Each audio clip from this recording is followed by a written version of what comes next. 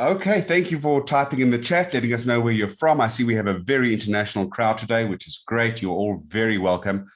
This is going to be a fantastically interesting discussion on pandemics, polls, and politics. Israel decides 2021. And with that, I'm going to hand over to your host and moderator for the evening, Simon Anstey. Simon, won't you unmute yourself, and over to you. I am unmuted, I believe. Thank you so much, David. Yeah, so good morning and good afternoon and good evening. Yeah, that's the array of audience that we've attracted today, and for good reason, because pandemics, polls, and politics, hugely topical. That little country so far away that means so incredibly much to so many of us.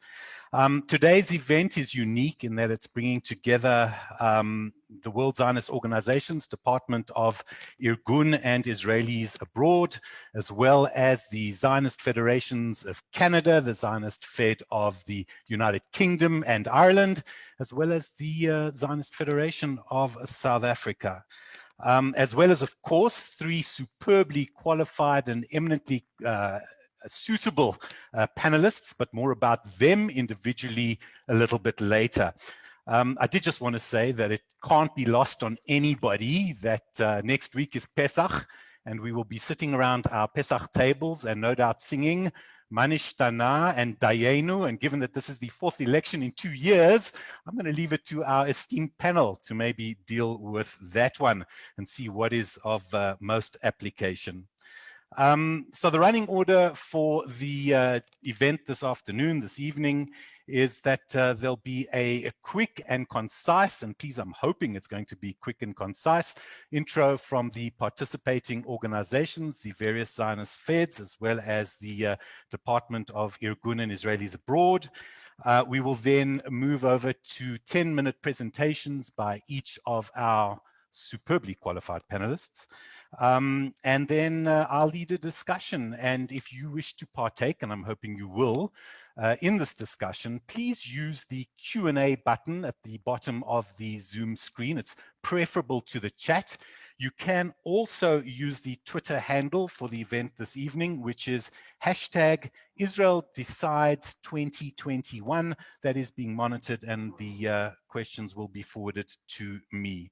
So that is the format of the evening. We're planning on being with you for probably an hour or an hour and a half, depending on the level of questions that come our way. So let's start it off this evening with the head of the World Zionist Irgun and Israelis Abroad.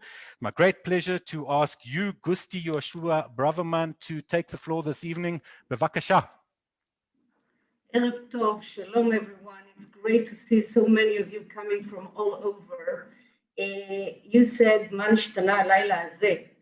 It's not Manishtana Laila Azeh, it's what Ishtane in 2 nights. This is the 4th round of election, our 4th round of actually speaking to audience from all around the world, trying to explain what is going on in Israel and why it was important for us in the World Zionist Organization and in collaboration with the Z-Feds in Canada, South Africa, and the UK.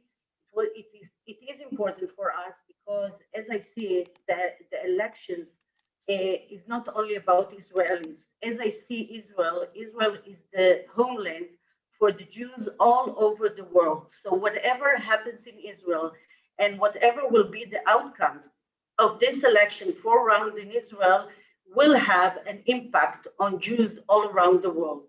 So this is a great opportunity for us to explain a bit about what is going on, if it can be explained, because we are confused. I can tell you personally, I'm confused, but to try to explain more and to give you a chance to ask, to wonder, and to bring your thoughts to us. So I wish you a very interesting and fruitful evening, and to all of us that we will see only good things coming out of this election.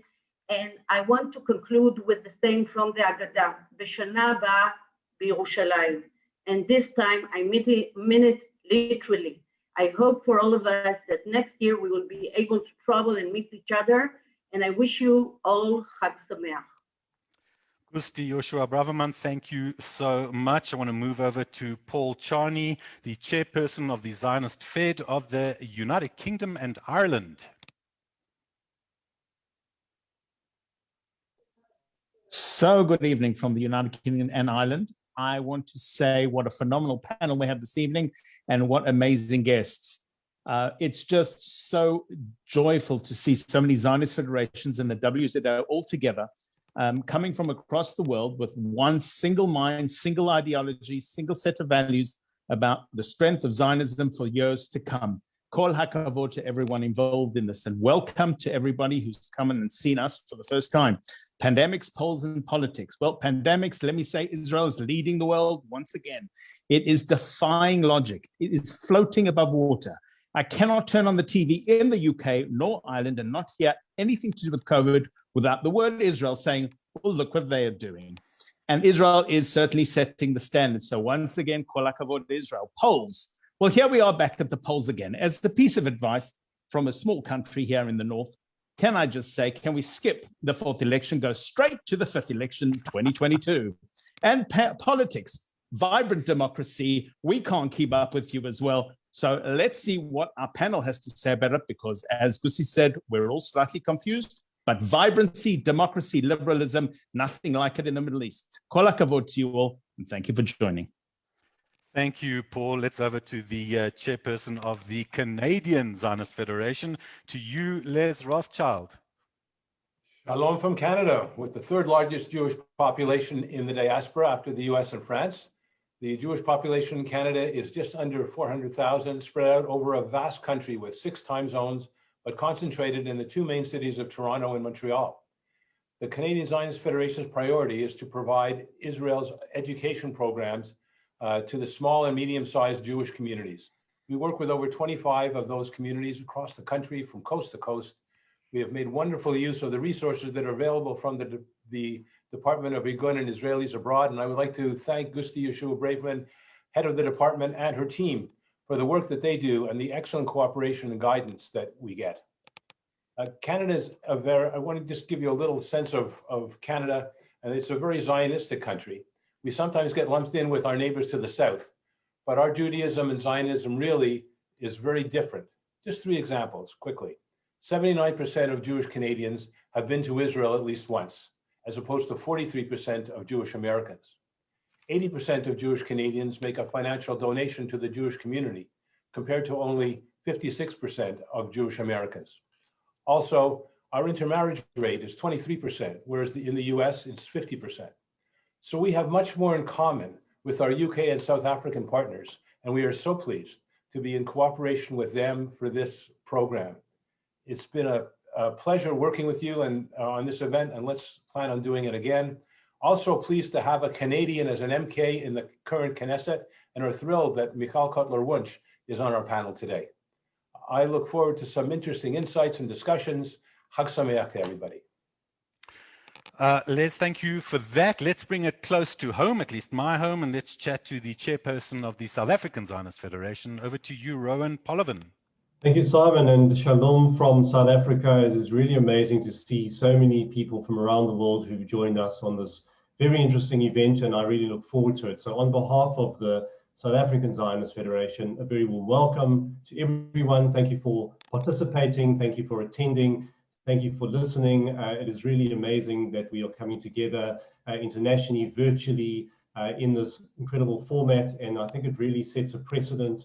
It's the first time that we've partnered with our colleagues and friends at the UK, Canada Zionist Federations, as well as the World Zionist Federation, the World Zionist Organization. And it's really been a great effort, and I hope many more will come of this effort. So thank you to Paul, to Les, to Gussie, and everyone involved in making this event a reality.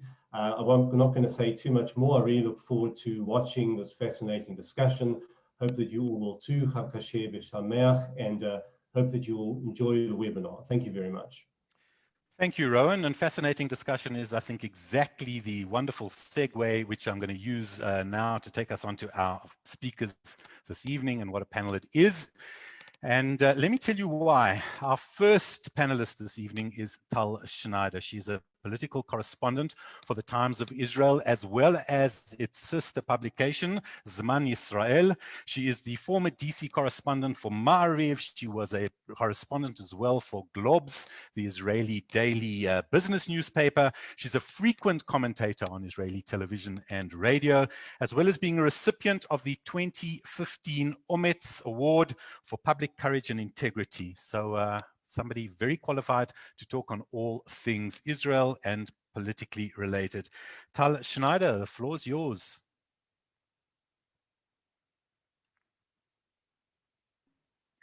Hello, everybody. It's such a pleasure to be here. First, I want to thank all of you, the Federation, for inviting me, and a special thanks to Gusti for inviting me for this great panel. Just 48 hours before we are done with the fourth election.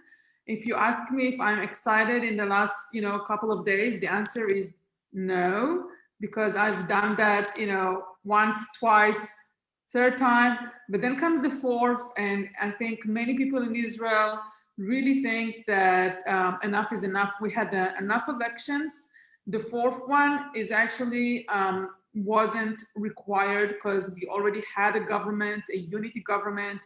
The only thing they needed to do was follow the coalition agreement signed between Netanyahu and Gantz, and just work by the coalition agreement, something that is supposed to be obvious, not something that we need to, ask our elected officials to do. They just had to do it. And once they decided not to follow the coalition agreement, and when I say they, it's mainly Netanyahu, the prime minister, who decided not to follow under the coalition agreement, the government dissolved yet again. And here we are, 48 hours before the election. I think many people are looking from the outside at Israel and thinking, what's going on? Why this country is unable to produce a working government or a functioning government. And it's sad to us Israeli. I think the citizens here are so, how would you say that? They're so good. They are being told to go and vote 3 times, and you see the voter turnout, really takes up. You see the vaccination rollout where the government says, go and get vaccinated, and everybody are just really into it and obeying. We have a reputation maybe for being messy, blunt, and so on, but you do see a civil behavior that is really good with, voting turnout, civil engagement, and then obviously the vaccination. So we definitely deserve this country to go into a new period of calm, of a government who is functioning and is working for the people. Unfortunately, as we look at the numbers right now, we don't see a good outcome for this election. When you talk to the Israeli politician, all you hear from them is, I will not sit with this one and I will not sit with that one. And in the middle of all of that, we have the prime minister under a criminal trial, and many people, many parties, they just declare they're unwilling to sit together with the person who is under trial. So that's a huge problem. But on top of that, you do hear other politicians, Victor Lieberman saying he will not sit with the ultra-Orthodox. The ultra-Orthodox are unwilling to break their bond with Netanyahu. And then Gideon Sa'ar and Naftali Bennett saying they will not sit under Yair Lapid. So we're really in a situation where we don't see any outcome of this election. Unless there is a 61 seats government for either side, mostly it looks like maybe Netanyahu will get to the 61. But if Netanyahu will get to 61 or either 62, and when I say 61 or 62, I want to update you that the Israeli Knesset is comprising of 120 Knesset members, Knesset seats. So in order to form a government, you need exactly half plus 1. So this is the 61 number we are all talking about. But a 61 government is an unstable government. It's not a good government. You need probably 65, 66, and over, in order to have, you know, a good functioning ruling executive branch. If you are in the 61 or 62, then the next government will probably be very volatile and will, you know, end its days in less than 4 years, maybe less than a year. So even if we form a government in the next couple of weeks, it seems as if a Netanyahu 61-era government may not survive, and the other side, if it will be able to form anything, it will also seem to be very, very problematic and non-coherent group of parties that will have a really hard time working together. So either way, or a fifth election because nobody is able to form a government. So this is the situation as we speak right now. If you want to go further deep, I'm sure that we'll do it when the panel continues. But obviously, maybe I will say just one more, you know, sentence. The fourth election, as somebody here asked earlier, מה נשתנה? What is new this time around? So there is something new. We have for the first time an opposition attacking the prime minister from the right wing. So you have Gideon Saar, who is a right-wing politician, taking on the prime minister, claiming that he cannot keep on sitting on his chair because he is not doing a good job, not only because of the pandemic problems, but also because of the trial and the criminal charges and so on. And, you know, he came from within the Likud, he came from inside the Likud. So this is the first time we have Likudnik ministers stepping out and saying enough is enough. We should replace him. And also if you listen to Naftali Bennett from Yamina, you also get a very harsh criticism of the prime minister, even though Bennett keeps saying he may sit with him. So Simon, I think I'll finish right now before we are proceeding to the continuing of the panel. Thank you, Tal. Thank you for laying the backstory, for setting the background for the discussion that we are going to continue with this evening. And I'm sure the real meaty part will come just a little later. The next speaker this evening is a member of Israeli Knesset, Michal Cotler-Wunsh. I have a massive, long and impressive CV in front of me. I don't have the time, and apologies, Michal, to go through it all. So I thought I'd just pick out the bits that are relevant for the conversation this evening. And I did mention that you were a member of Knesset for Cotler-Wunsh, and that you are chair of the subcommittee for Israel diaspora relations, involved also in women's rights, children's rights, and also involved in the Canada-Israel Friendship Group. You studied law in Canada and Israel and are pursuing a doctorate at the moment through the University of Jerusalem and the Freie Universität in Berlin, where you are a candidate for human rights under pressure, ethics, law, and politics. No doubt a lot to talk about this evening in that regard. Very interestingly, also, I found prior to your joining the Knesset, you served an NGO dedicated to creating opportunities to connect Israelis along secular and religious backgrounds. Again, very important given the background of this election. Finally, you're committed to promoting, advancing, and protecting the rule of law, human rights, and Israel diaspora relations and Jewish communities throughout the world, and the integration of old and new immigrants in Israel. Michal Cotler-Wunsh, it's my absolute pleasure to ask you to address us for the next 10 minutes or so. Thank you. Thank you so much, first of all, for the opportunity to engage all of you.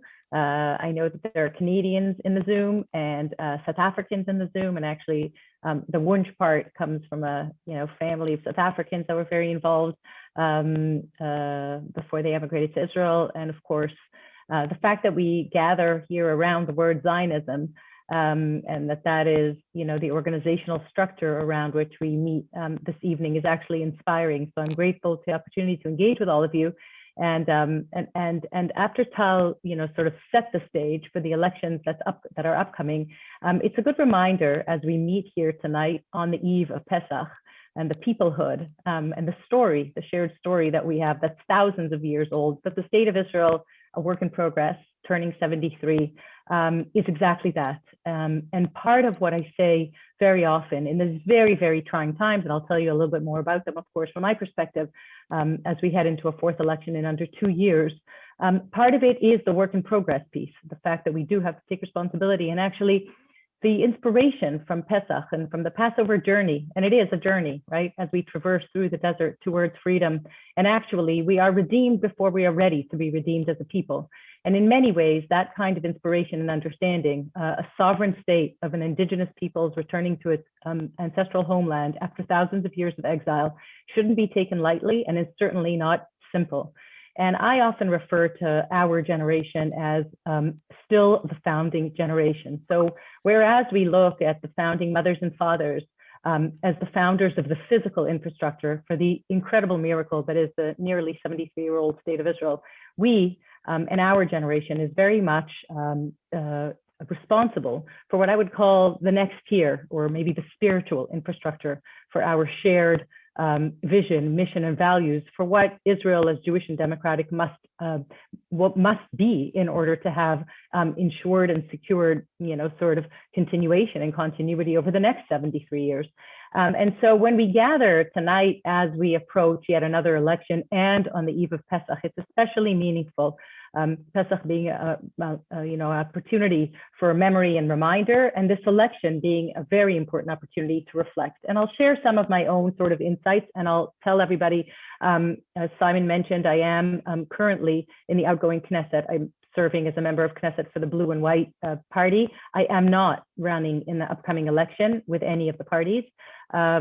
And I do want to share with you that I think a conversation like this evening's is actually, when we look at our topic for this evening, pandemics, polls, and politics, says it all. Because in many ways, COVID-19 invented nothing. It's an opportunity. I imagine this is true for every country. It's definitely true for the state of Israel. It's an opportunity to reflect on everything we do well. You talked about the vaccine rollout, and everything we must improve. And as we head to polls for the fourth time in 2 years, we, and the reasons that I joined politics with my own sort of background and experience, having grown up in Canada, moved to Israel, lived in Canada again, moved back to Israel with my family. The reason that I joined politics is that I believe that we're living really at a historic time.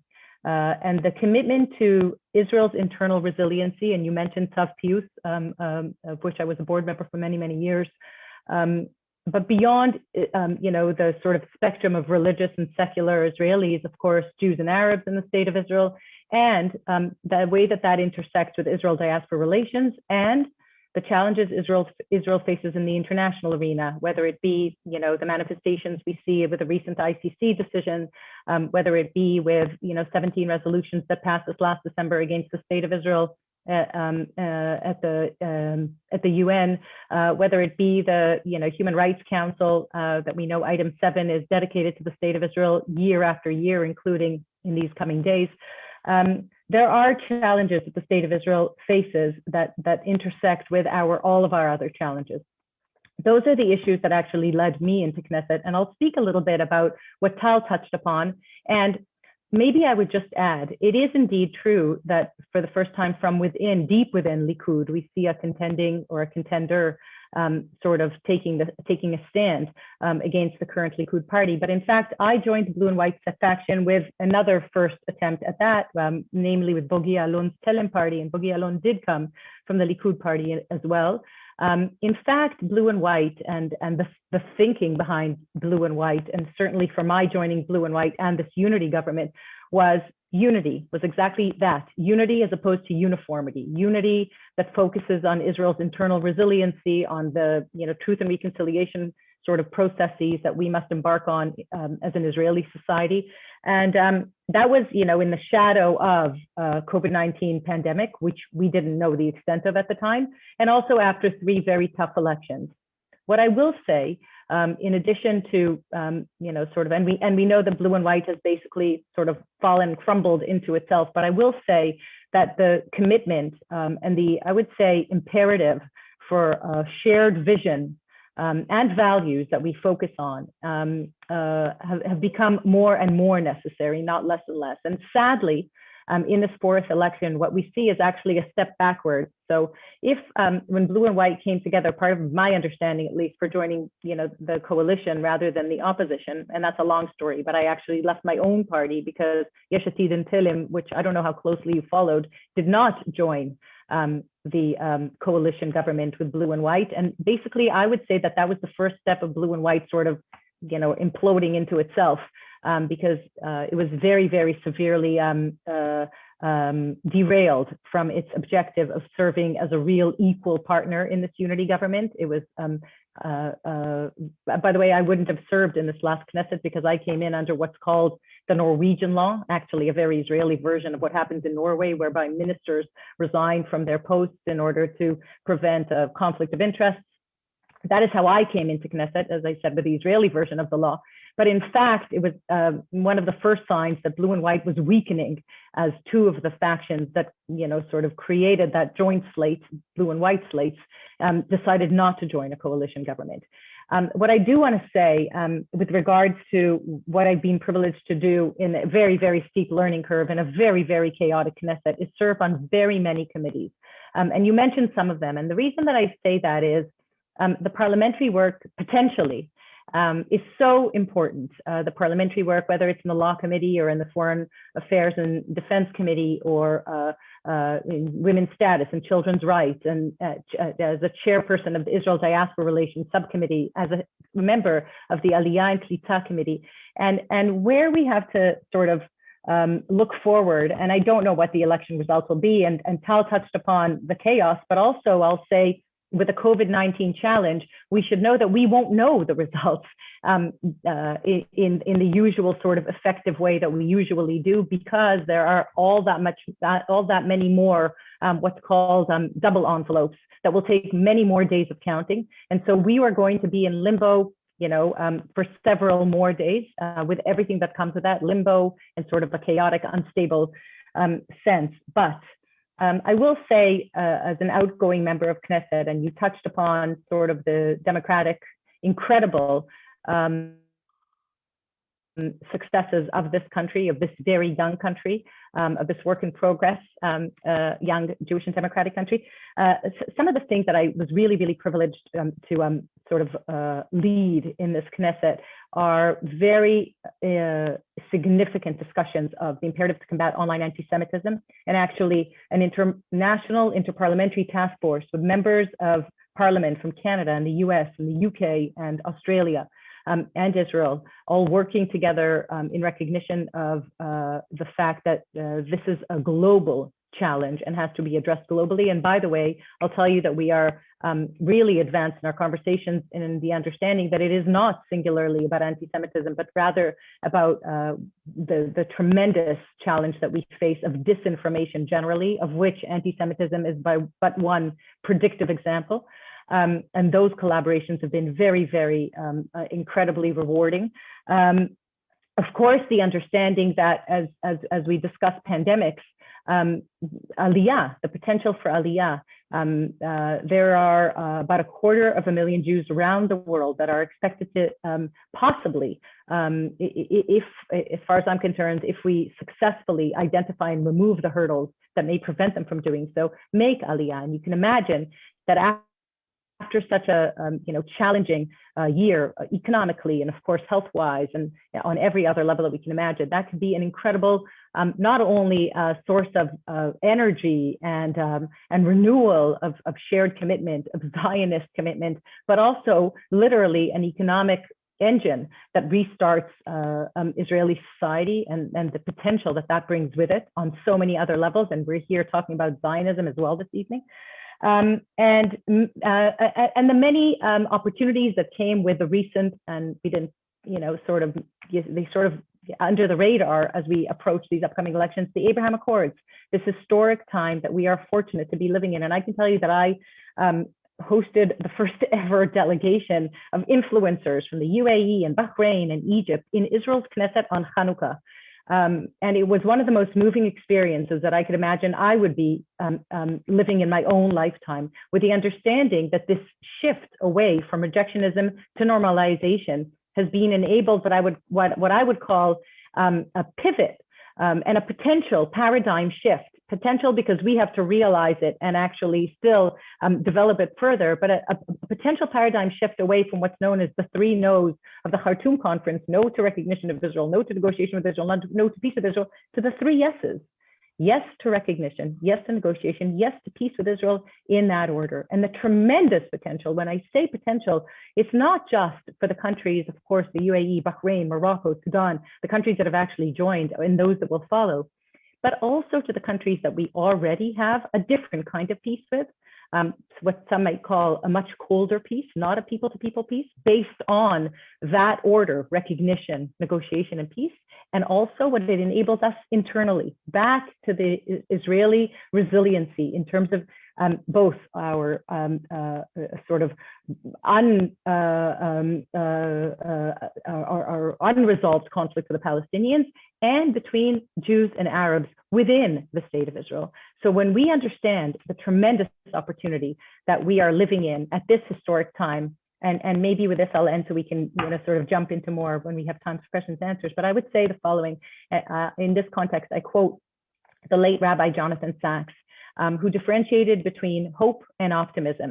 And I'd like to end my part for this on his hopeful note. And he said the following: optimism is the belief that everything is going to be okay, or what you call in Israel, yeh beseder. Hope is the belief that we have to make it okay. In that sense, optimism doesn't take a great deal of courage, whereas hope actually takes a great deal of courage. And optimism is a very passive virtue, whereas hope is a very active one. So as we engage here with all of you this morning, evening, afternoon, wherever you might be, on a panel that's important to all of us, and as we share this sort of concern for the state of Israel in this upcoming election, but remember that we have perspective. Passover gives us that. It gives us that opportunity to know that we have that perspective, and the imperative to renew the covenant between us and the shared values between us. And I believe that the time that we're living in, and you called it pandemics, polls, and politics, are really the opportunity and the responsibility that we have, as I said, in our generation, to renew our shared project, to renew our shared covenant. And actually, I'll just share that one of the first laws that unsuccessfully, of course, did not go very far in this last Knesset, but one of the first laws that I submitted is the Declaration of Independence, the Basic Law Declaration of Independence, because I believe that the fundamental principles of the Declaration of Independence of Israel as Jewish and democratic is actually the place from where we need to begin on all 3 levels that sort of represent my entry into Knesset: Israeli resiliency, as I talked to, the internal peace and the internal challenges; Israel diaspora relations and the imperative to engage with communities, Jewish communities around the world; and of course, Israel standing in the international arena in terms of the imperative to acknowledge and recognize Israel's right to exist as what it is, Jewish and democratic. So thanks, and I look forward to further discussion.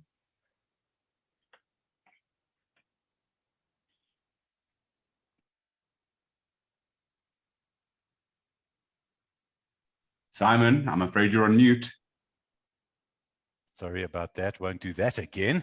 Michal, I was wondering what to say to you after a speech like that. And I don't have to wonder, because a comment has come through which says it for me. Beautiful remarks. Thanks for inspiring us with hope over optimism. So look forward to delving into some of the issues you raised a little later. Our third and final panelist this evening is a broadcaster of 40 years experience. He's James Marlow. And listen to this: he's been an anchor person, a correspondent, a reporter, a producer, a writer, and a researcher. And that is with networks such as CNN, ITN, Euronews, Al Jazeera, Reuters, and Israel's former IBA News.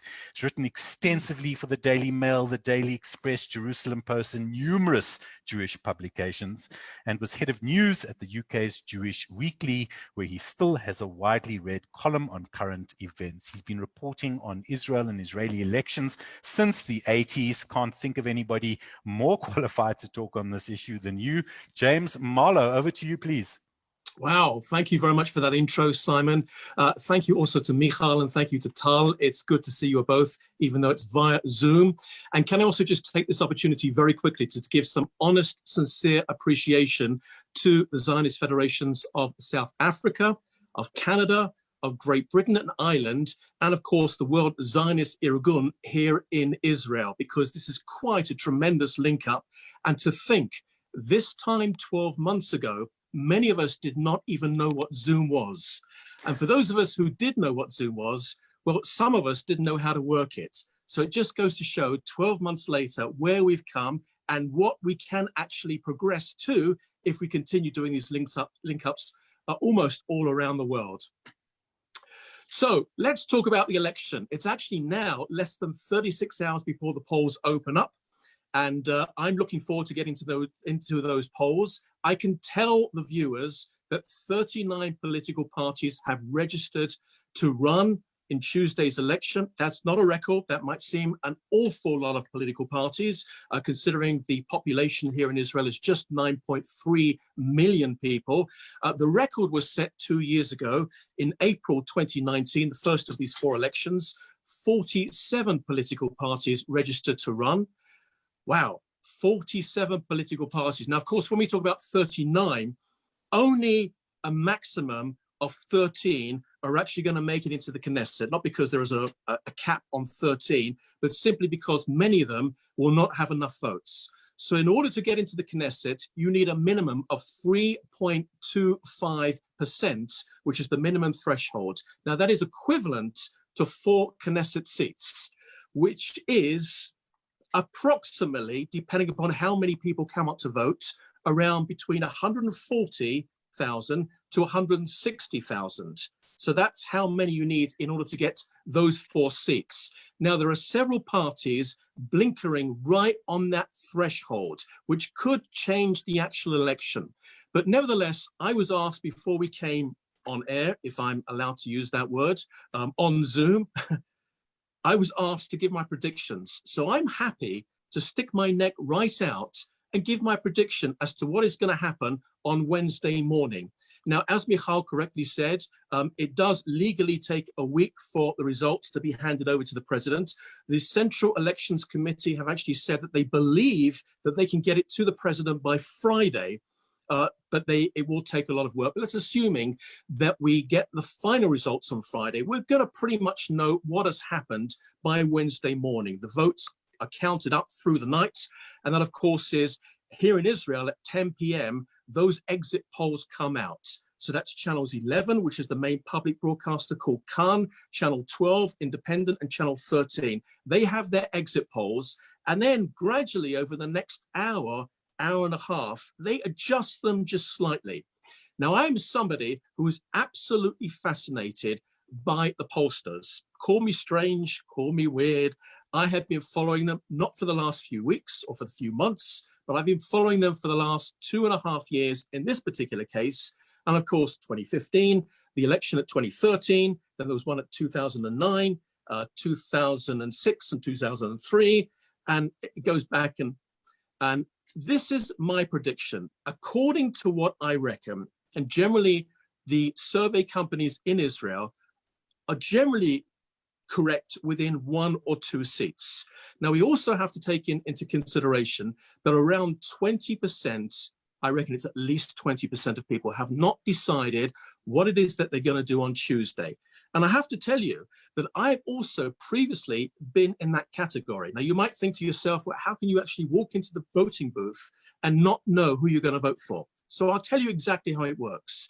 Generally, people have a pretty good idea as to how they're going to vote in terms of blocks. In other words, if you're on the left wing, there's about 4 or 5 political parties that you will cast your vote for, but you're still not quite sure which one to go for. Maybe the one who's just on the minimum verge, whether they might cross or not, or maybe you might go for the main one. If you're on the right, again, the same 3, 4, 5 political parties. If you're on the religious side, there's 2 main religious parties. You might want to cast your vote for one of them. So that's pretty much how it goes. This is how the polls look. Let's talk about the 3 possible scenarios. Scenario number 1, which is not going to work, a left-wing government led by Yair Lapid, leading a party called Yesh Atid. He's polling at 20 seats. That, I think, is quite generous because a couple of polls have shown that he's gone down again to 19. His satellite parties are blue and white, maybe getting over the line to 4 seats. So, and remember, as Benny Gantz and the relationship between Yair Lapid, it is not fantastic at this time for what occurred this time last year, or less than about 9 months ago. You've got the Labour Party. They've now been energized with a brand new leader called Merav Michaeli. She has suddenly brought back voters to the Labour Party. And by the way, the only main political party that is actually led by a woman. Polling at 6 seats. Merits, again, I don't think, at least yesterday and today, last night and today, my gut feeling is they won't cross the threshold, but they might just do it, which will be, in my view, a miracle. So let's do those numbers. 20 seats plus 6 and 4, that's 30 seats, plus 4 seats of blue and white, a maximum of 34 seats. That's not going to get you to that magic number of 61. Scenario number 2, the anti-Bibi bloc. The anti-Bibi bloc, there's many parties that want Bibi to go home, is the expression, lech labaita. So let's do the numbers. Again, Yesh Atid, 20 seats. Naftali Bennett's Yamina party, 10 seats. He was 11, 12, and 13. It's going down a little bit. Gidon Saar, who suddenly emerged. Gidon Saar is Likud Party Mark II. Same policies as the Likud, except for one. Get rid of Bibi Netanyahu. He came onto the scene with 21 seats. That's what the polling companies were saying. He is slowly plummeted to 2 polls last week, put him at 9 seats. That's a big difference. He's had an awful campaign. So let's give him 10 seats. Naftali Bennett's 10 seats. And you've got Yesh Atid's 20 seats. 20 plus 10 plus 10, 40, I feel like a school teacher, 40 seats.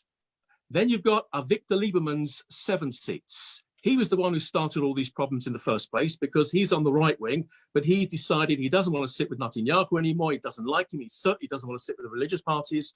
And he's made some quite strong rhetoric and bad language towards the 2 religious parties, which may backfire on him simply because the rabbis may just manage to get a bigger turnout for their strictly Orthodox Haredi voters, for Shas and Yahadut HaTorah, United Torah Judaism.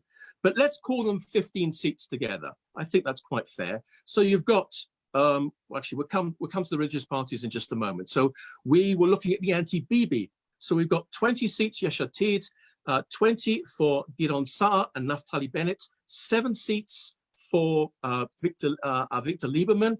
Where are we now? That's 47, I think. 47 plus 4 blue and whites, 51, plus the Merits and the Labour Party, 61. Wow, just over. 2 problems with that. Number 1 is that Merits is not going to sit with Lieberman. Labour Party is not going to sit with Gidon Saar or probably Naftali Bennett. And even if they do, even if they all sit together and say, we're all going to work together for the good of the country, they still can't decide who's going to lead. It's true, Yair Lapid has got more seats for his party, Yesh Atid, than any of the other anti-Bibi groups. But yet Naftali Bennett and Gidon Saar has quite clearly said, we will not allow Yair Lapid to become the prime minister. Why? Because in their words, Yair Lapid is left, the majority of the country is right, and therefore he can be part of the government. But you see the problem. The problem is it's an ego. We all want Bibi to go, but we can't decide who's going to lead the pact. It's not going to work. Third and final scenario, and I think you know what I'm going to say. Bibi Netanyahu with his Likud party is getting 30 seats right now. In fact, some polls have said 30, 31, possibly 32. Now, anything can happen on Tuesday. Anything can happen. Let me make that clear. This is what the pollsters are saying. His nearest rival is 20 seats. That could be at least 10 seats in front. Bibi Netanyahu is polling, maybe 11, maybe 12, or maybe more for these undecided voters. So you've got Bibi Netanyahu's Likud party with 30 seats. You've got the 2 religious parties, together 15 seats, 30, 45, The religious Zionists, 5 seats, I reckon they're going to get.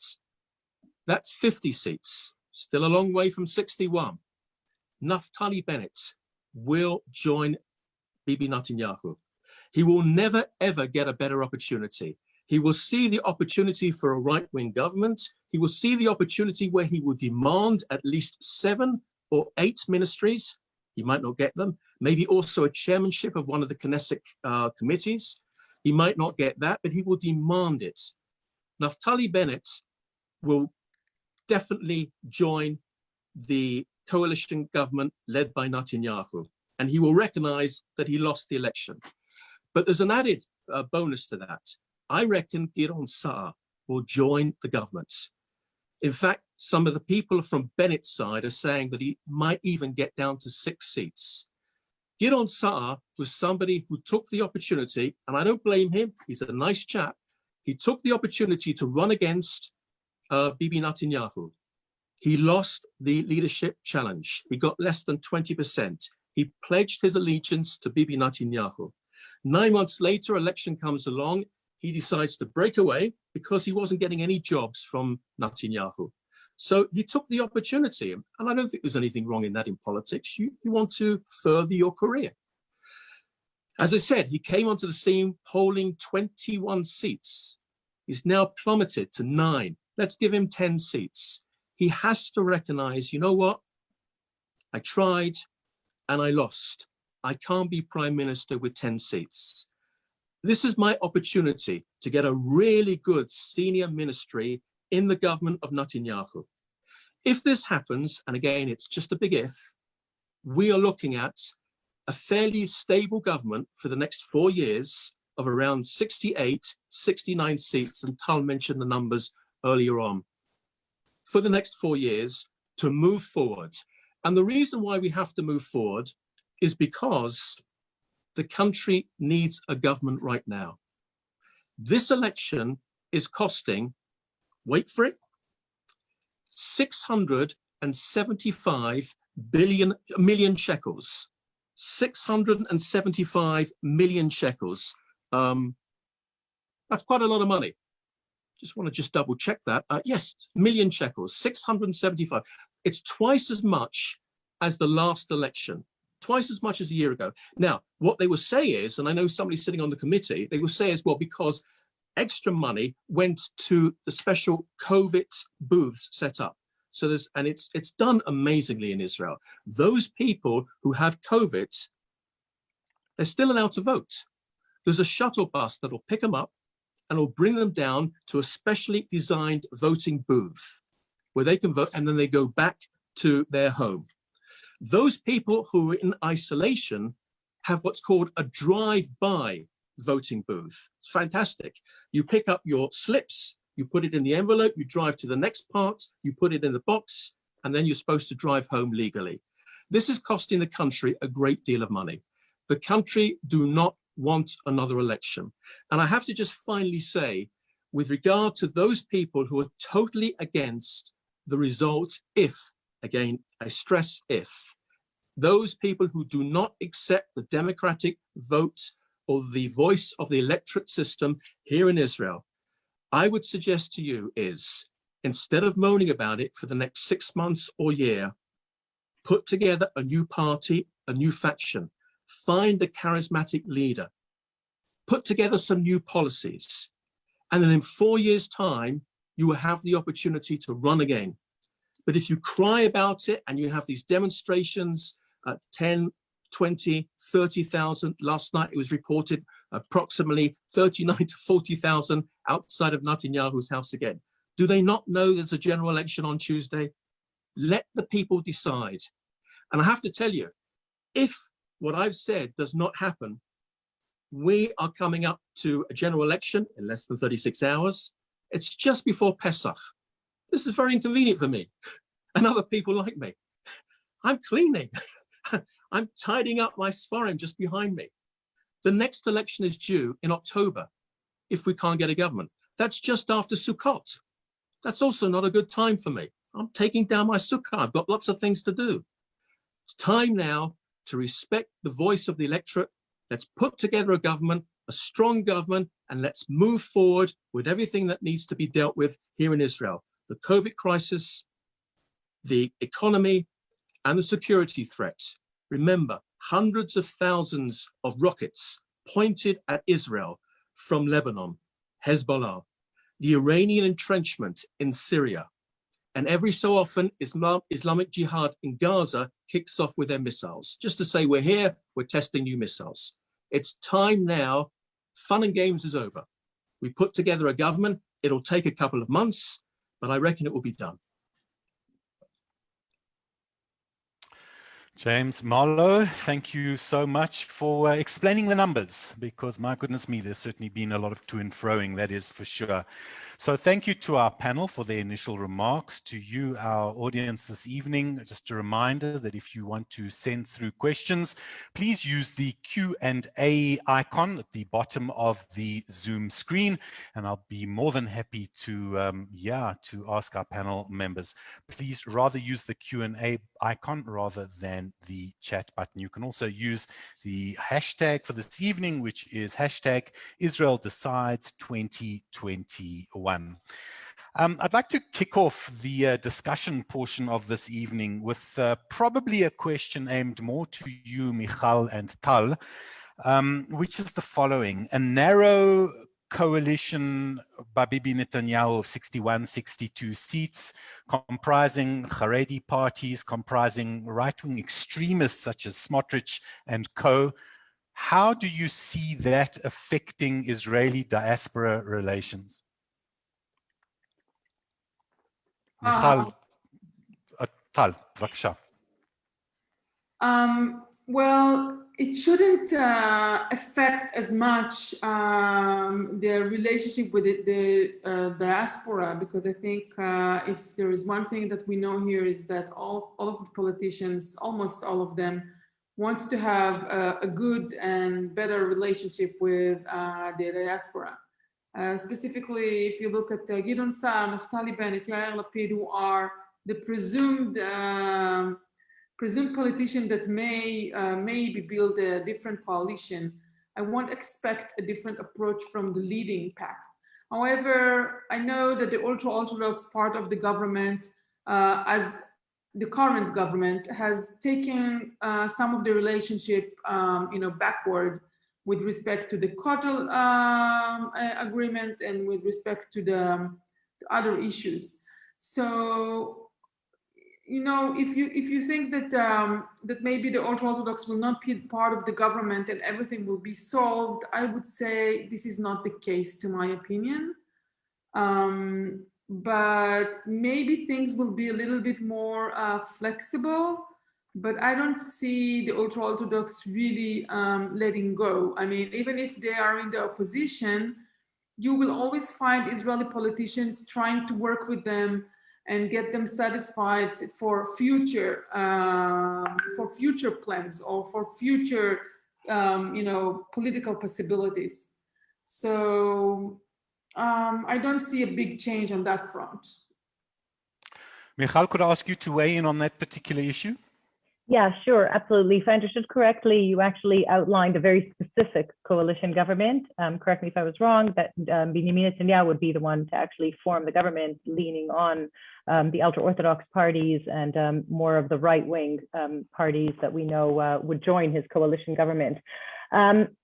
I'll tell you that I think that one of the greatest missed opportunities of where we're at right now is actually the imperative to engage on precisely how we move forward, not only with regards to Israel diaspora, but as I said, in terms of Israeli internal resiliency. And just last week we had the Supreme Court of Justice rendered a decision 16 years after sort of handing this hot potato back to the executive and legislative branch, to the government and to the Knesset, and actually government after government appointed commissions, the Ne'eman Commission and then the Nissim Commission. And I'm talking specifically about the recognition of reform conversions here in Israel that are actually recognized, what's called hop conversions, if they're performed elsewhere out of Israel, in order to then return to Israel under the law of return. So basically actually for, civic purposes of civic legislation and not religious or halacha implications. But where, and Tal touched upon it, of course, the Kotel, the sort of arrangement that was reneged on, and I would add additional. So I actually I'm the chair of the Ethiopians in Israel, the caucus for Ethiopians in Israel, and actually we know that there are thousands awaiting in Ethiopia in order to join their families here in Israel, and there's all kinds of challenges for year after year of decisions that the government has taken, actually over 10 years and over 3 or 4 such decisions to bring them all, and that hasn't happened actually in this last year. 2,000 of the thousands awaiting in Gondar and Addis Ababa have arrived in Israel. But where this affects Israel-diaspora relations and where this is an important moment in our conversation and in the engagement is that exactly the kind of government that we form, and if it won't be the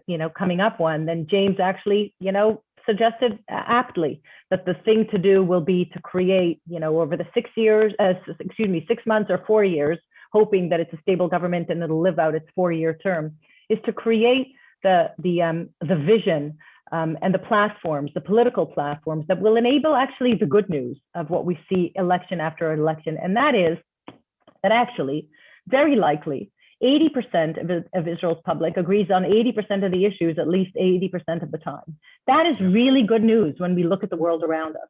This is not a polarized society. And actually, coming from a lot of non-for-profit sort of voluntary work, and it doesn't matter in which organizations, you see the unity as opposed to uniformity of this country. The only thing you don't see is the political reflection of what society is already doing. And Israel is tremendously really functional society. It's quite amazing. I mean, we can talk about the third sector after, and the sort of the dangers to the third sector in the shadow of the pandemic, and the sort of I would say the implications in philanthropy. But on this question specifically, we are in a very important process, and Israel-diaspora relations are actually a manifestation or a spotlight on how important it is that we engage precisely on these issues of what it means to be a sovereign country after thousands of years of exile, in terms of not only Israel being the center for Jews around the world, but the center for Judaism around the world. And I do believe that the sort of the balance has shifted. And if we were sort of split equally between North America and Israel, well, Israel's got to take responsibility not only as the nation state of the Jewish people, but as the state of Jews, as Jews around the world, as the Judaism has to be developed here in the state of Israel. So the concept of status quo, which has given a lot of power to the ultra-Orthodox parties. And by the way, I don't say this on a, sort of a judgmental of the personalization of politics. Anybody that I know, because we're all human beings, that's given power, will take it. I don't know anybody that says, no, that's too much power for me. The thing is that we have to renegotiate the balance of power, renegotiate the checks and balances between all branches of government in a democracy, with a healthy tension between them, the executive, the legislative, and of course the judicial, but also the balance of power between the sources of power. And in this case, it's interesting that the ultra-Orthodox parties are still called Charedim. In Hebrew, Chared is fearful. And in fact, the numbers indicate that they have nothing to be Chared about. And it's time to really create the opportunities to engage in discussion on what it looks like to have a Jewish and democratic nation state for Jews all around the world. Yeah. Michal, thank you. James, I've got a question for you, and then I'm going to the audience questions this evening. James, you gave us a really good rundown of what the numbers say. My question to you is, can the numbers be wrong? Have they ever been wrong historically? What's happening to the Meretz voter who's going to the ballot box tomorrow saying, you know what, It's a wasted vote. I'm giving it to Labour. What happens to the Ram voter who says, I'm going to give it to the United Arab List? To what extent is there still room for significant changes? Well, in answer to your first question, yes, of course, the pollsters can be wrong. In 2015, I remember going to bed that night. Well, I'm talking about the election in 2015. I went to bed many times in 2015. And the polls were pretty much neck and neck. The two main parties was the Likud, of course, led by Netanyahu. He's been around for some time. And another party, which was really the Labour Party, but it called itself the Machaneh Tzioni, the Zionist Union or the Zionist Camp, depending upon how you translate it into English. So the polls were pretty much 24, 25. This Zionist Union changed its name from Labour because unfortunately in Israel, the Labour Party have got a great history, but they haven't been doing very well. And a lot of people, I speak to an enormous amount of people, a lot of people blame them for the failed Oslo Accords, which went totally wrong. And they didn't do very well in previous elections. And therefore, in fact, the last time a Labour-led government was in power was at the beginning of 2001, led by Ehud Barak. And it was a very short premiership term. And he was knocked out by Ariel Sharon. But in 2015, we went to bed that night thinking the polls were neck and neck. I woke up the following morning. I remember there was a TV right in front of me. I switched on Channel 2. It was in those days. It's now Channel 12. And I went like this and then I put my glasses on. I could not believe that it was Likud suddenly got an extra 6-7 seats. But the thing is, again, the numbers came from Bennett's party at the time. I think at the time he was leading the Bayit Yehudi, it might have been at the time. It was 12 seats he was being predicted. It suddenly went down to 8 seats. So certainly it was no question about it. Those 4 suddenly, in other words, Netanyahu is a wizard when it comes to campaigning. He loves it. He is up 16, 17 hours nonstop, pretty much 6 days a week. He's making videos, he's tweeting nonstop, he's getting out to meet people. He gets so excited about this and he turns on everyone to try and grab their votes. His saying this time last week was, if you vote for Bennett, if you vote for Saar, you're going to get Lapid as a prime minister. And this is having an effect on some people who are a little bit, this is his plan. Some people who are scared about maybe a Lapid prime ministership with the other party. As we worked out before, it's not going to work. So the polls can be wrong. However, and I think it's also fair to say as well, 20% of people are still undecided. So again, they might take their votes away from, if it's on the right, from Naftali Bennett and from Gideon Saar and give it to Likud. So maybe Likud might be much higher than what it is.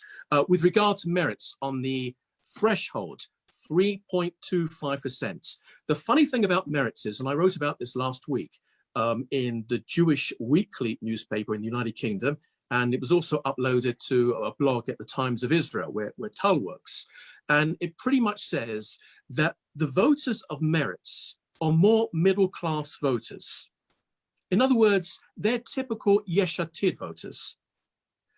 Merits campaigns for those in the poorest of society, i.e. the Arabs or the Haredim, the strictly Orthodox.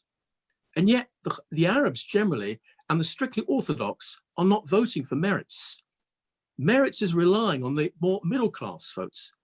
And in fact, you've got Yair Lapid, who's shouting at the smaller parties, even the left-wing parties, turn to me, vote for me. They're not going to cross the line. Vote for me. So I think that seeing merits go down below the threshold a couple of times is the fact that those voters, merits, are turning to Yesh Atid. But again, we will find out on Wednesday morning. And finally, with regard to Ra'am, this is an interesting scenario.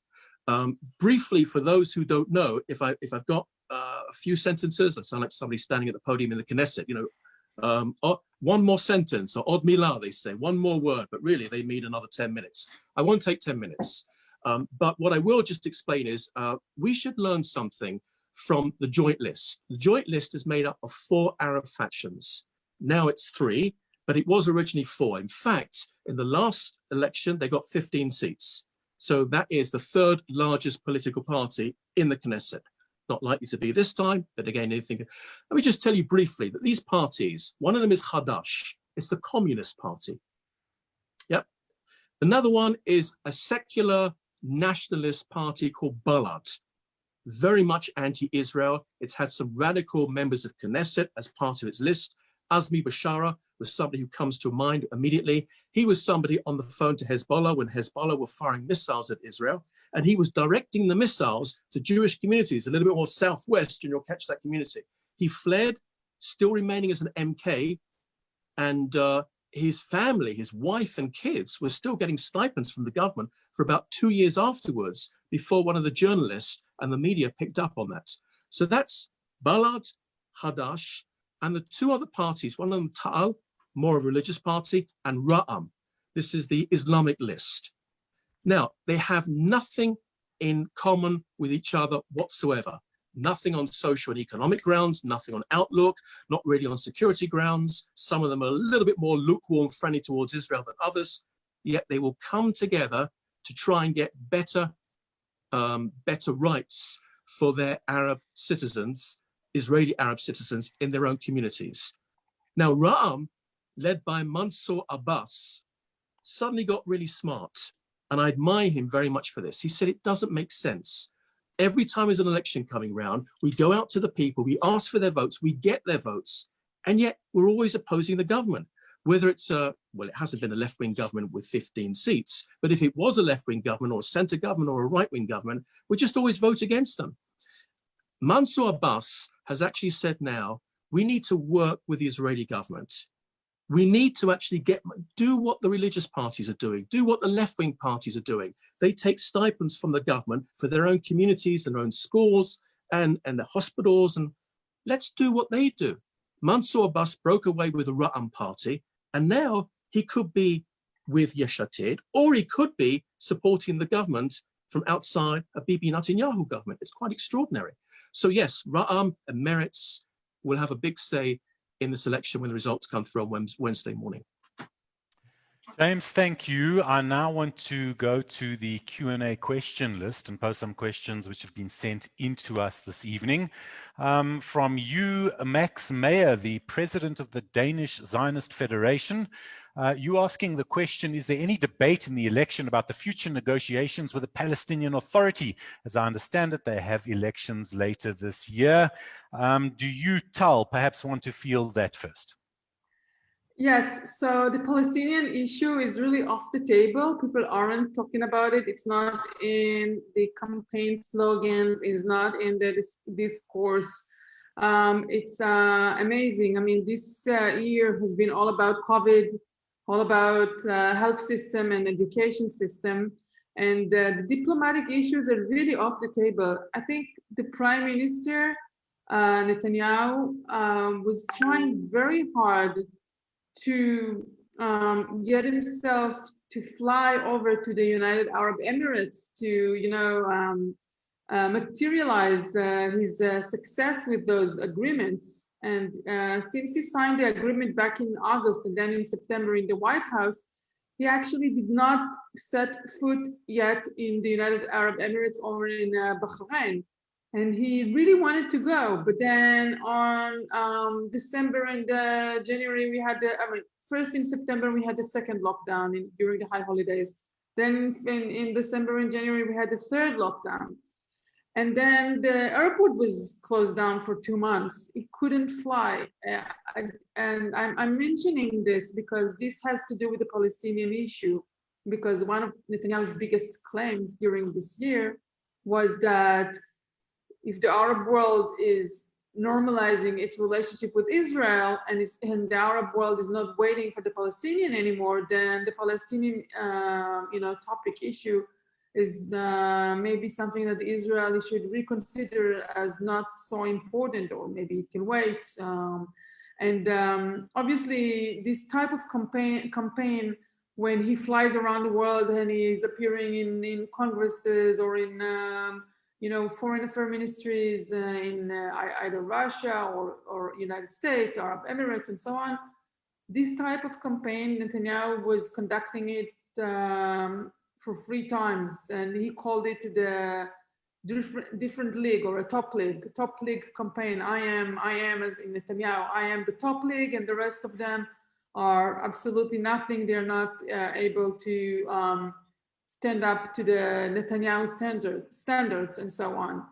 So it was really trying to fly over to the Emirates. It did not work. The Emirates were concerned and stressed that he is using them as a campaign stop, and they just send messages. I mean, it came up to the point where one of the ministers, or a foreign minister at the Ministry of Foreign Affairs, tweeted a couple of days ago that the United Arab Emirates made peace pact with the state of Israel and not with a party or a politician, and they just don't want to get involved in a campaign.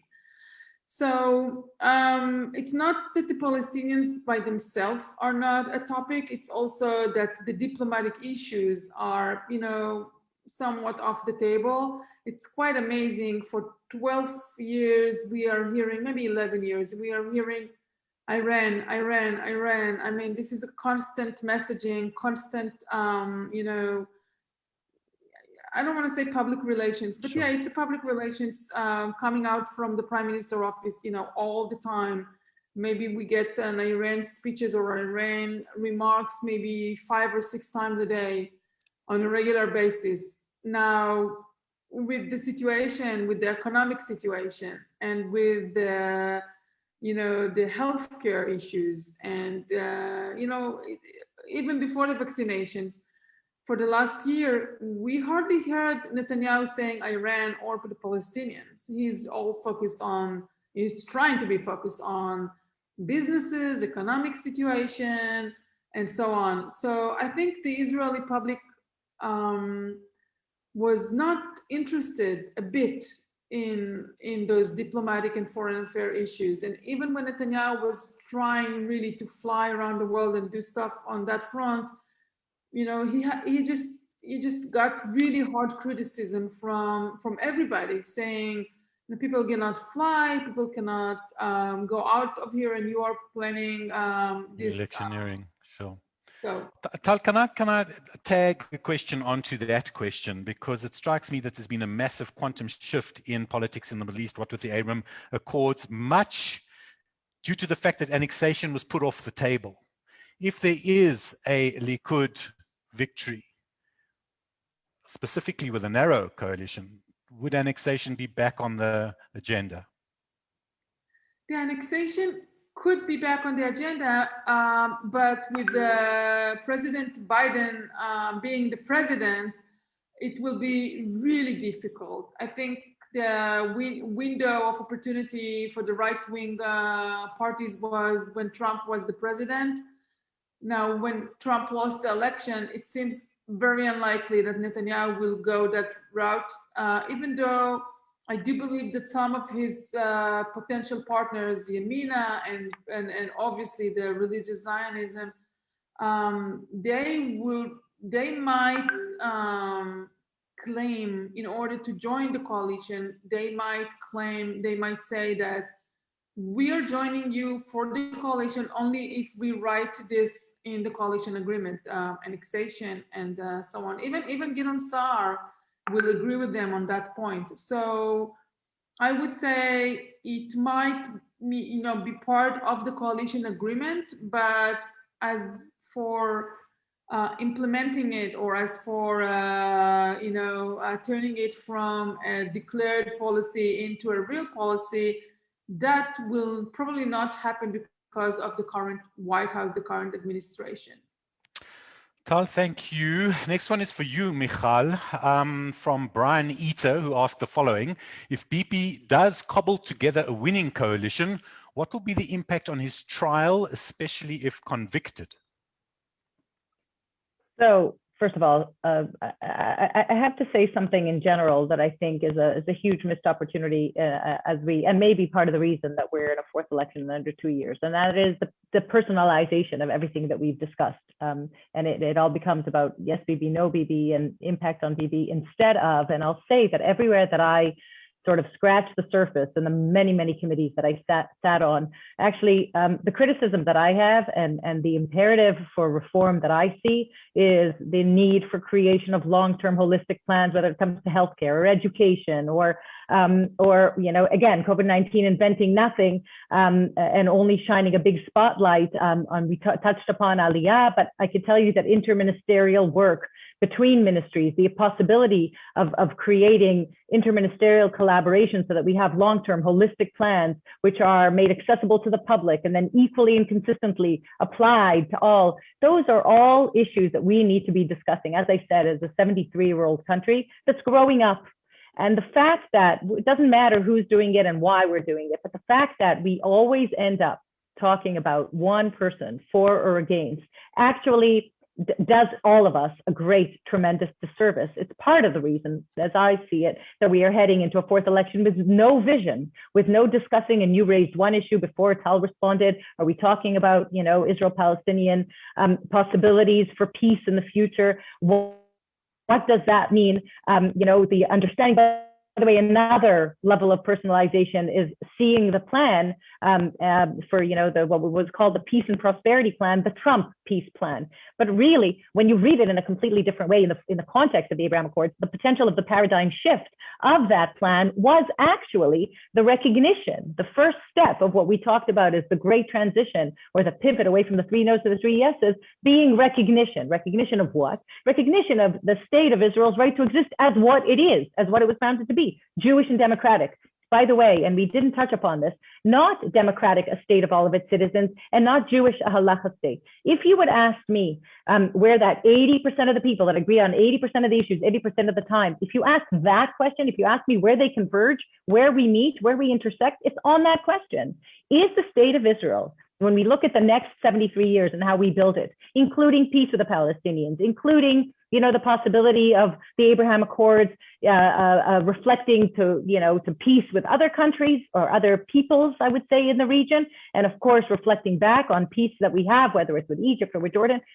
It's the imperative to understand that the potential that we have, that shift of recognizing the right of the state of Israel to exist as Jewish and democratic.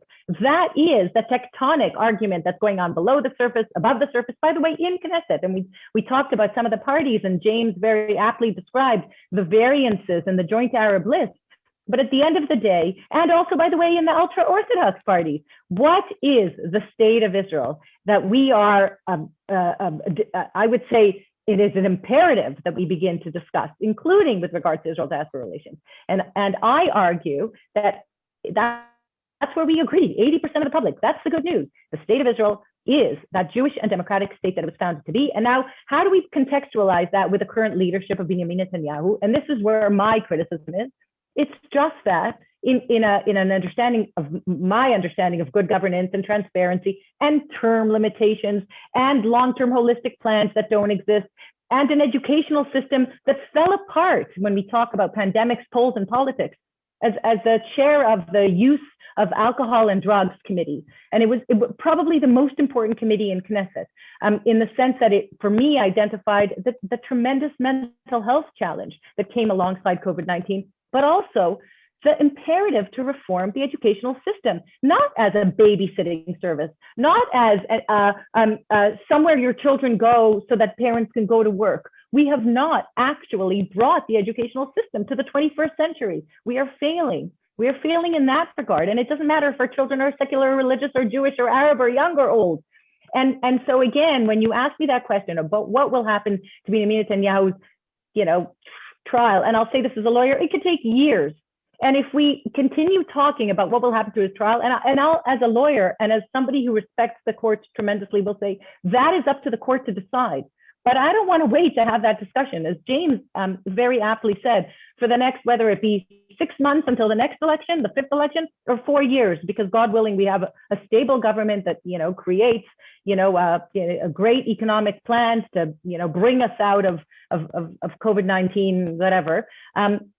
Whether it be the 6 months or the 4 years, what we should be discussing has nothing, as far as I'm concerned, to do with Benjamin Netanyahu. It's what's missing most in this election campaign. There is no discussion of vision. There's no discussion of Israel-Palestinian. There's no discussion of the reforms we need to make. There's no discussion of the balance of power that we need to redirect. By the way, when there are attacks on the judicial system, it's very important that we understand that until the executive and legislative branches do their job, we can't balance the powers between the branches of government. And every hot potato that's rolled to the front steps of the Supreme Court that actually the Supreme Court then has to decide on and is either attacked or applauded, depending on politics, is what dictates. So I actually, with regards to, the specifics of the trials of the prime minister, that is up to a court of law to decide. But that is not where we should be holding our conversation, lest we forget about all the conversations we should be having. You have a colleague, her name is Tehila Friedman, who very unusually for a Knesset member did a maiden speech and went viral. It went viral worldwide. And she said something pretty remarkable. She said, maybe it's time for us to try to stop to win. Maybe we need to realize the other is never going away. And we actually need to find this common vision, this new vision, which is what you've been talking about. So really interesting. I'm looking at the time. We've only got about 7 minutes to go. So this has been remarkable. The time is flying. And probably we are approaching the last question or so. This one is for you, James. Question from Bill T saying, would a first past the post electoral system give Israel a more stable government, even though perhaps less representative? Did you say the name Bull T? Yes. Okay, Bull T. I'm so glad Bull T has just asked that question. I'm not sure if that's a street name or the real name or Bill T, but I'm so glad. My accent. It's Bill T. Oh, Bill T. Okay, got You it. got As in it. Thank you very much. I just want to say with regard to electoral reform is that I wanted to touch on that because one of our problems is that members of Knesset are not answerable to anyone. And I just want to say, based on what Michal has just said and what she said a few times is, had we have what's known in the UK as constituencies, in America, in Canada, I think as districts, in other words, 120 areas across the country. I was a massive campaigner for this in the late 1990s and the early noughties.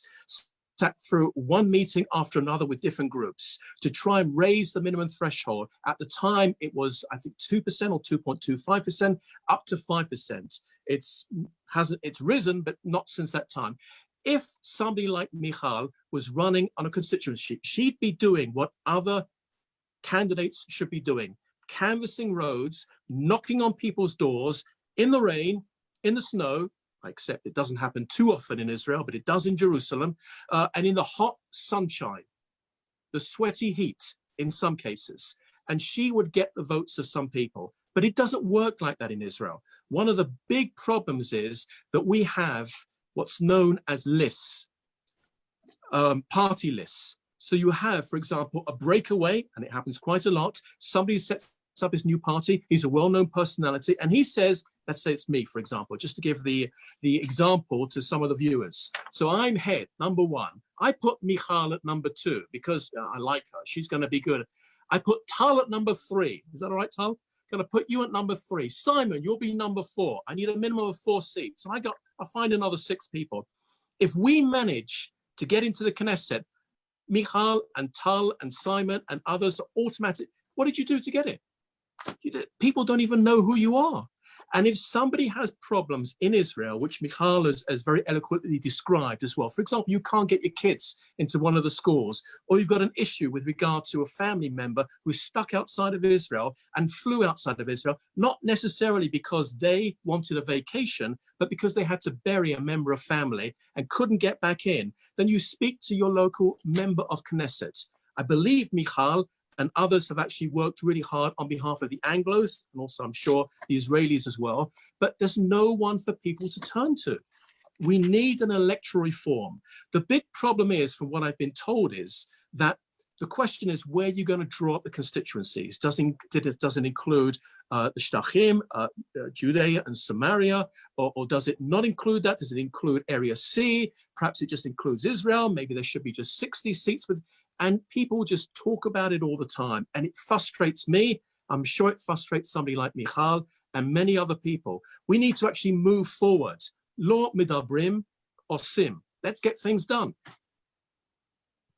Thank you very much. I think I'm going to go to each of you individually for a final word.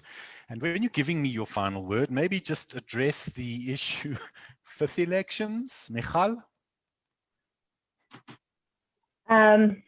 So as I indicated before, I very much hope not for my country and for the things that we so need desperately, stability and decisions with regards to so many issues that are really burning and pressing. I would dare not guess if we are going to have some sort of that stability in that government as a result of this upcoming election. But I will say the following, and it actually has been my honor to represent the voices of many Olim from all over the world. And I use the term very, very loosely as a bridge, as a translator, and as maybe even people who have emigrated here from seasoned democracies that recognize the importance of the issues that we've discussed here tonight, and actually to represent in the way that James described. So I ran my office, though no one else necessarily does, as a constituency office with thousands of people being able to reach me daily, weekly, monthly, especially in this time of pandemic. And the challenges were so tremendous. And the importance of knowing that we create that electoral reform system and have voices that lean in and actually represent the viewpoint diversity that is so important around the decision-making tables. And again, I use the term loosely, but what Olim bring with them, not only for internal Israeli resiliency, and for Israel diaspora relations, but also for the understanding of the state of Israel from the outside in, for what really troubles me most, Israel's standing in the international arena. And we didn't touch upon that very, very much, but those are tremendous challenges that we face as a country. And if we do go to fifth elections, I am very concerned that all of those issues are not addressed properly, are left by the wayside, and they continue to challenge us and they fester. And so, again, I do hope that there is some clarity as a result of the upcoming election. And if not, you can be sure that I will do everything I can to work as hard as I can, or regardless, to continue representing and advancing the issues and the voices that I've been so honored to represent thus far. Michal Cotler-Wunsh, thank you so very much. Over to you, Tal Schneider. You want me to say a closing remark? A closing remark, and yeah, we're going to be in the fifth election phase, do you think? I completely agree with many of the things said here by Michal. There's one thing I think the country really needs is a budget, and we don't have a budget at the moment. It seems to be, not interesting to many of the people, but without a budget, our hospitals, our local cities, our special need kids, education system, even military budget, it's all really problematic at the moment. We don't see the effect of it completely yet, because sometimes talking about budget, people don't really understand where how do you measure that. But we all have kids in the military. I have a son in the military. I know some other people do. It's really devastating to me that this country is totally unmanaged at the moment. So I am hoping that even, if the government will work or will not work, the Knesset, the parliament will pass a budget somehow, because this is really unbelievable. We are going on without a state budget for more than 2 years now, and it's just shouldn't be that way. Over to you. Final words, James Marlow. Thank you, Simon. I believe actually Tal is absolutely right. We do need a budget. Believe it or not, the last budget was passed in 2016. It was a 2-year budget, so that runs it up to the end of 2018. And since that time, of course, that's the ideal time for parties to feel, you know what, maybe we can get an extra Knesset seat or 2 or 3, and hence that's why they won't support the budget going into the new year. So we're stuck on that. I mentioned right at the beginning what my result I believe is going to be. Of course, anything can happen. However, this is the plan. This is the timetable. So on Tuesday night at 10 p.m., the polls close, the exit polls kick in. Everyone is very excited about those. Each person decides which particular camp that they're going to go into, whether it's going to be the right or the left, or which religious party that they're going to be hanging out with to see those results and see all the people dancing around. The votes get counted up all through the night. We get to see a real bigger picture of the results the following morning. And this is pretty much how it works out. So the deadline for presenting those results to the president is April the 6th. On May the 18th is the deadline for the first candidate to build the coalition. If the first candidate cannot build a coalition, the president then goes to find another candidate. The deadline for that is June 15th. July the 6th is when, if both of them have failed and there's no other candidates, then we look to go to another election, which is set for October the 6th, just after Sukkot. I don't think we're going to get there. I think that people will recognize that the country won't stand based on how much it's costing. The country won't stand for another one. Let's just put together a government, let's pass the budget, and let's sort out the things that need to be set up and sorted out. And can I just also finally emphasize that we do, Michal, and I think Tal also spoke about this, we do need to also focus very much on social and economic issues, because the prices for many people in Israel is very high. Wages are low, the cost of living to live in Israel is very high. Many people make aliyah, many people return back to their country of origin. They can't make it. Those people in their country of origin hear stories of people really starving over there, but they want to live there because that's how they were brought up, Zionistic and living in the land of Israel and Eretz Israel, but they're struggling. There are ways that can be, you need a minister to take responsibility for this and focus on this. That's the pathway, the derech to move forward and to take some important leadership steps, as well as courses as the security issues. Thank you, Simon. No, so thank you. Thank you to each and every one of our panelists this evening. I must say, sometimes one is part of something and you know it's good, and other times you're part of something and you know it's important, and tonight was important. There were 2 massive takeaways for me this evening. The one was that 80% of Israelis agree on 80% of the issues, and we tend to forget that now and again, and we feel it's a little country that's pulling itself apart, and you know what, it's not. It's absolutely not. There are a lot of people who agree on a lot of things, and Michal, Cotler-Wunsh, you spoke about hope, the belief that we need to make it okay. Amen, amen, amen to that. To all of you, thank you for being with us tonight. I just do want to mention the sponsoring organizations again, because this was quite something that they got this together and made it happen. To the World Zionist Organization, the Department of Irgun and Israelis Abroad, to you, Gusti Yoshua Braverman, Toda Rabba Lach, to the heads, the chairpersons of the various Zionist feds, Paul Charney of the UK and Ireland, Les Rothschild of Canada, and our own Rowan Polovin. Thank you so very, very much. It has been an absolute honor and a privilege to be a part of the proceedings this evening. With that, we end it, although I'm going to hand over to David to finally have the final word. Thank you so much, Simon. The final word is a thank you to you for doing such a superb job in moderating this really engrossing discussion that really put it all into perspective. So with that, I'm going to wish everybody a very Chag Pesach Sameach, and I would like to thank everybody who participated, not just the panelists, also the teams behind the panelists who coordinated schedules and did all kinds of behind the scenes work. Everyone at the various federations, and especially the South African Zionist Federation, most notably Lisa and Yvette for helping coordinate, I think, a very, very good event. So I will thank you all for that. And hopefully we will see you all soon. And we have stopped